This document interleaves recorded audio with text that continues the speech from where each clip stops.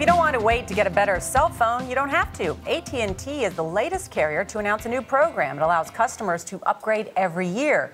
You pay for your phone through monthly installments instead of signing a 2-year contract. Dan Ackerman is a senior editor with our partners at CNET. Dan, good morning. Good morning to you guys. Okay, so how does this new plan work?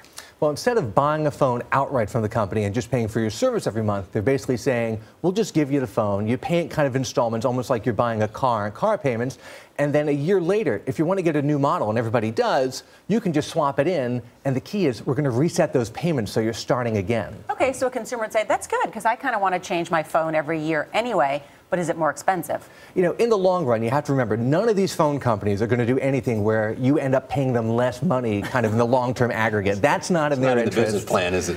If you don't have the money up front to spend $200 or $600 on a phone if you're getting one off contract, then you can pay a little bit every month. But if you keep swapping your phone out, you never end up actually owning anything. It's like a rent-to-own kind of thing. Yeah. So what kind of cell phone best fits these plans?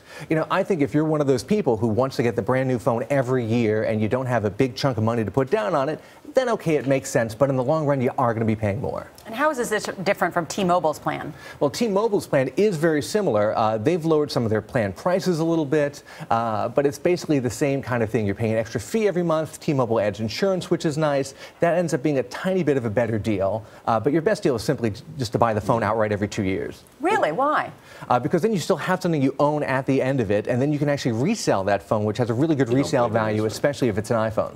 Well, Charlie's looking at me like you don't believe in this. When have you ever resold one of your old phones? Never. Yeah. I mean, how many people really resell their old phones? Well, if you crack a phone or you lose a phone and you want to buy one off contract, they're like $600. If you can buy one from me or you for $250, that's a really good deal for you, so and I get my $200 back. In the sale of these kinds of old There's phones? a big aftermarket, especially in iPhones, which keep their value for at least a generation or two.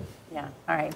The problem is, Dan, see, Charlie and I usually crack it or lose it before we get to resell it. Thanks, Dan.